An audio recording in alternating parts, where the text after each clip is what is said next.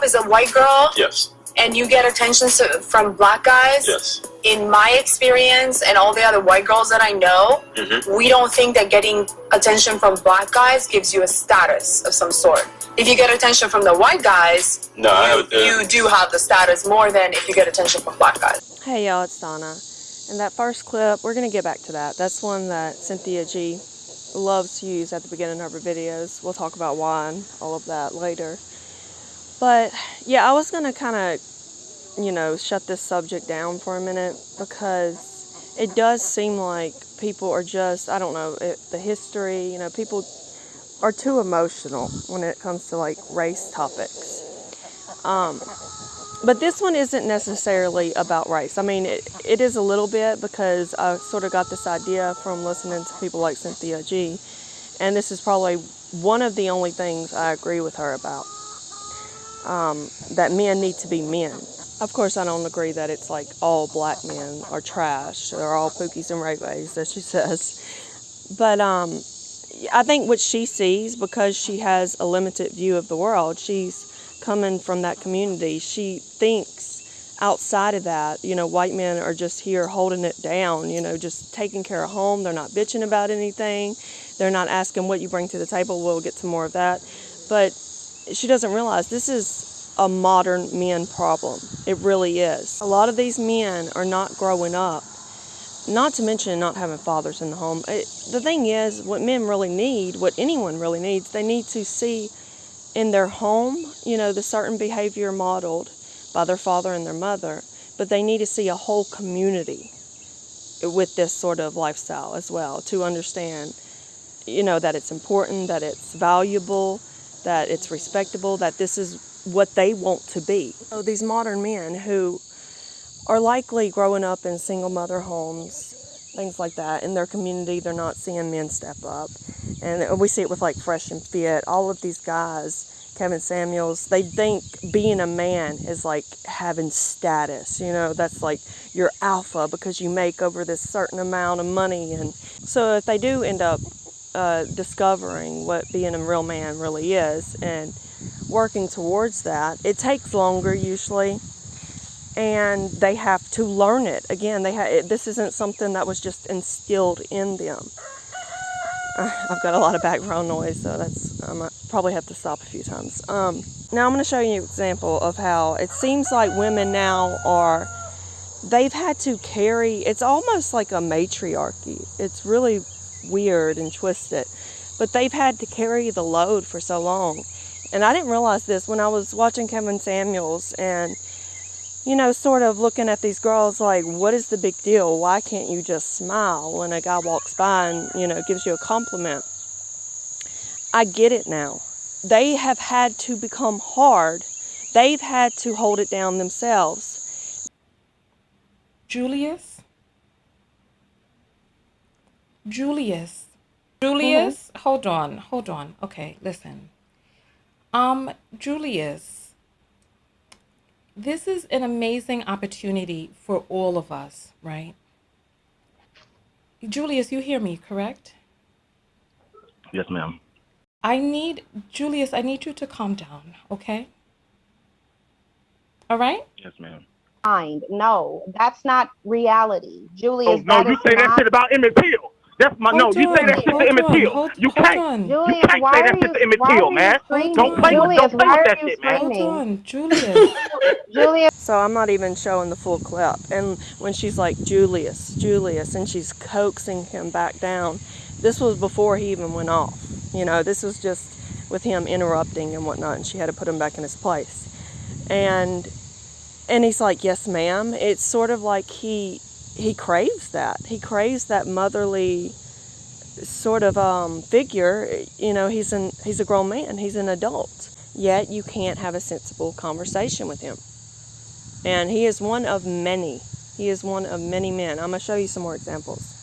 You guys don't seem to have any control over your temper. Our channel's better than yours. Facts. We get more views than you. We've been on less than you. We work harder than y'all niggas. We cut our hair more than you niggas. Like, yo, If y'all want to we get more girls than y'all more niggas. girls than y'all niggas. Free. Like, if y'all really want to do this nigga preacher's married, probably to a fucking beluga whale somewhere.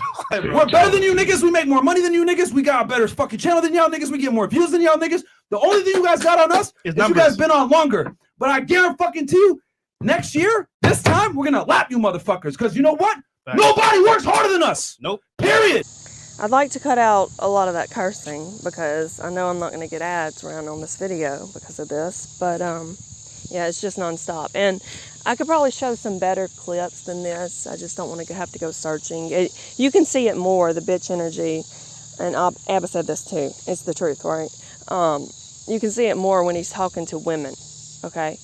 It's this feminine energy where he's just getting these constant ego boosts by demeaning women, or not even really demeaning, just like showing that he's somehow above them or on top, like he'll castle them, quote unquote. And you can tell when it's going to happen. You can watch their podcast. You only have to watch a few to know what he's doing. He hones in. They'll have like several girls talking. He'll hone in on one that's kind of silly or just not with it or whatever. And as soon as she like interrupts or he catches her slipping in one way or another, get out.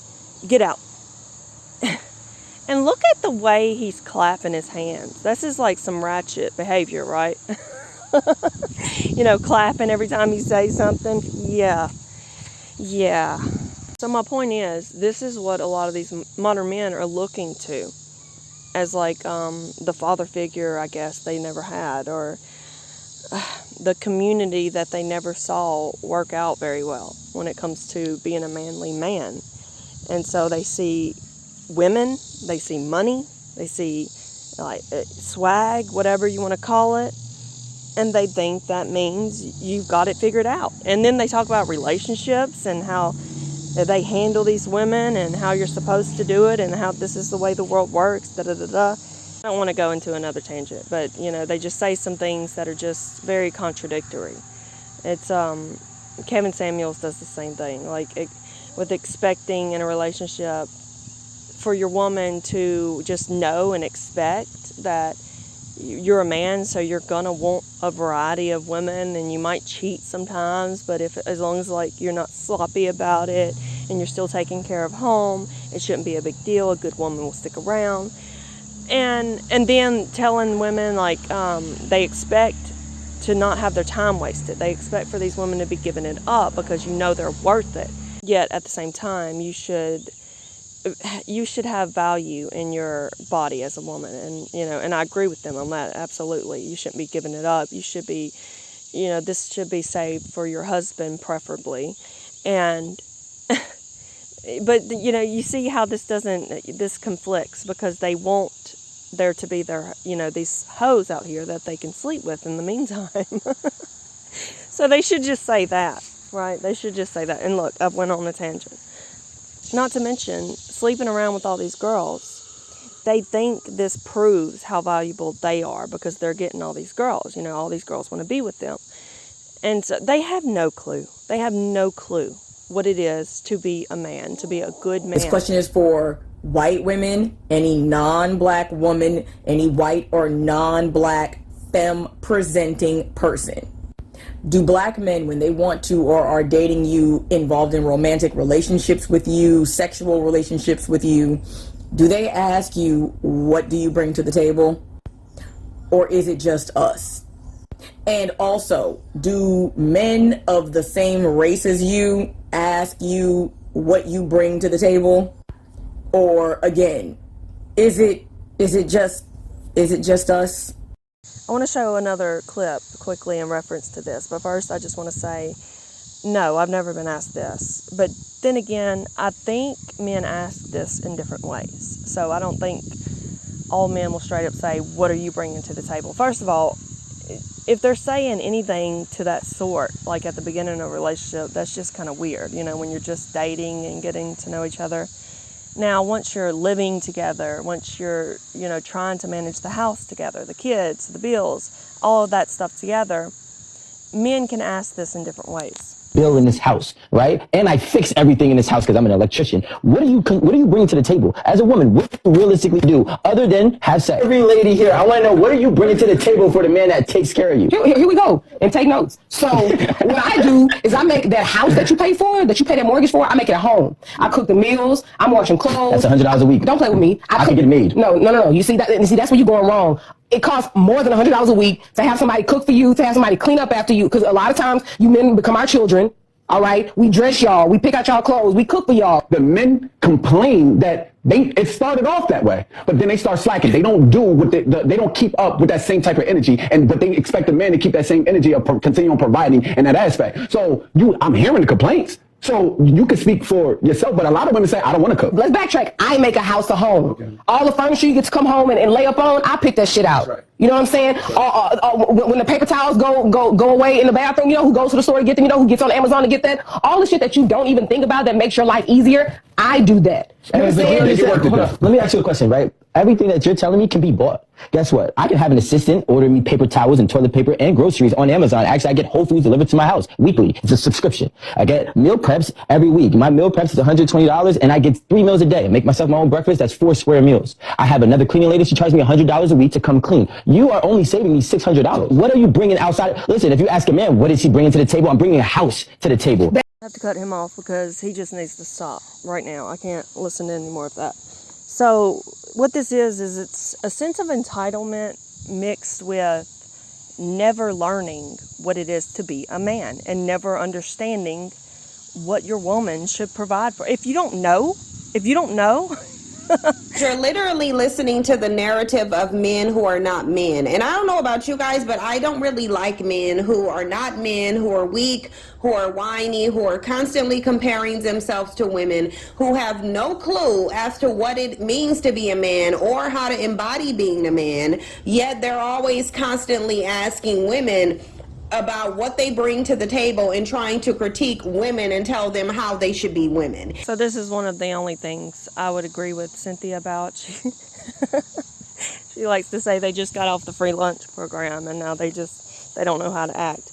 She's right in saying this is the minimum requirement. As a man, you should off top know this. That's your responsibility to be a provider. Now, I know we live in a modern world and for some people, it isn't doable for just one person to work. And there are outliers. Sometimes the woman makes so much that it just makes sense that she work and, you know, the man stay home. Or, like I said, they both work, whatever, you know, works for you. But typically, I'm talking about as a standard, as the norm that has worked through humanity, as, you know, men and women have gotten together and raised families. It works this way, and we understand our roles, which should mostly come naturally, right? But it's the whole nature versus nurture thing. You know, you have to grow up in these environments. You have to see it modeled by not just one person, but several people. This is why small towns, small communities, country towns where everyone is living this way, this is why they work, because everyone grows up seeing that. That's why in the olden days, and still to this day sometimes, when a man gets a woman pregnant, everyone around them is like, you better marry her, you better make her a home. But if you don't have a community around you promoting that and, you know, sort of like writing you off as trash if you're acting outside of the norm, well, you're going to it's just so flipped and twisted now. And then especially with the internet, people, they don't know how to act. They don't know what's what. A good man most likely saw his mother play in this role. You know, if you want this sort of lifestyle where your woman is going to stay home and you're going to be the provider, you know what that entails. You know, you saw how hard your mama worked. And of course, every situation is different. Not everyone has kids. Not every woman is doing more than getting their nail and hair's done and spending a bunch of money, you know, things like that. But, okay, let me just give you an example. Yesterday, we were at home all day. So, no, I did run one errand. I went and got some groceries. But I was busy from morning till night, you know, making breakfast, cleaning up after that, cleaning the house, doing clothes, garden. You know, not everybody has garden. Not everybody does compost and does all the other little things that add to like making country living hard, but it's just nonstop. I mean, you can try to list and name everything you're doing, and it will never sound like a lot until you see it being done all day long. I didn't stop working yesterday until 8 o'clock. This is, after dinner's done, you have to clean that up. You have to do, well, my daughter does the dishes, which helps, but you have to get the kids cleaned up, their teeth brushed, and during all of this, if you have kids, they have to be played with. They have to be interacted with. Maybe they want to go to the park. Maybe they want to go play outside. Maybe they want to sit down and color with you. So there's just lots of minor details that they missed here. And no shade to her. She tried to explain that. It's hard. Like, I can't think off the top of my head everything I was doing yesterday. But I was busy all day long. Oh, and then you got to work out during this time if you want to, stay in shape. You got to take care of yourself to some degree, right? If you have pets, they have to be managed, fed, cleaned. Their bedding has to be cleaned. And what I do is I have like sort of an organization as to what I do every day, just off top. Trash has to be taken out, floors have to be cleaned, dishes, cooking, things like that. And then there are deep cleaning days, I mentioned before that I've been helping out at a little country store now and then. And I'll tell you what, it's a break. It is a break only having to do one job, or like a certain, having to take care of myself and one job instead of multiple different people and, many different responsibilities. So, and I'm not saying, if you're working all day and that's what you're doing as the provider, I'm not saying that's not hard. But basically, these men, they don't know because they've never seen it. And so they don't even know they need it. They don't even know they want it. And this is like the whole MGTOW movement, right? Men go their own way. They don't think they even need a woman. They don't think they can't even fathom the happiness they could have with a home, with children and a wife. And I know it's possible because I've seen men who didn't have this model growing up, and weren't very appreciative or whatever of a woman being home and taking care of home, and them doing feeling that entitlement, like, why do I have to pay all the bills? Da, da, da. I've seen men grow and learn that this is what it is. This is what you want, actually. This is what works. This is what grows stable children. And on that note, I do want to give props to the blue-collared working class, because what Fresh and Fit and Kevin Samuels and all of them seem to acknowledge that the average man is middle class, is not making what they're talking about a high-value man is. So if middle America, if normal is, like $50K, something like that a year, and they're acting like that's not even doable as a provider, they're just so out of touch. And I'm not saying every man has to be working hard with his hands and to be a man or anything. Some men have desk jobs. Some men do very well in other fields that are traditionally feminine, whatever. I'm not hating on that at all. Do you. If it works, if you can provide with and you like what you're doing, just stick with it, grow from there. But they need to give these men more value, because these are the valuable men by and large. These are the men raising families and providing for their families and raising good, stable adults. So, yeah, they need to be talking about how a woman should be completely okay with going after a man like this. I mean, they acknowledge that men, until like late into their 40s or so, don't start earning more. And yet they have all these young girls who are also very immature looking for these high-value earners. I'm not hearing any of them tell these women to look for character in these men. And you'll know it when you see it. You'll know that he will make more of himself, even if he's not making a whole lot right now. You'll know it when you see it. You'll know that he's a good man because he wants to be that. You get what you qualify for, and I can guarantee you, I hate to even say this, but this whole Fresh and Fit crew, these sort of men, they're going to be well into their 50s, 60s, still talking the same crap with no wife or like several divorces under their belt, estranged children.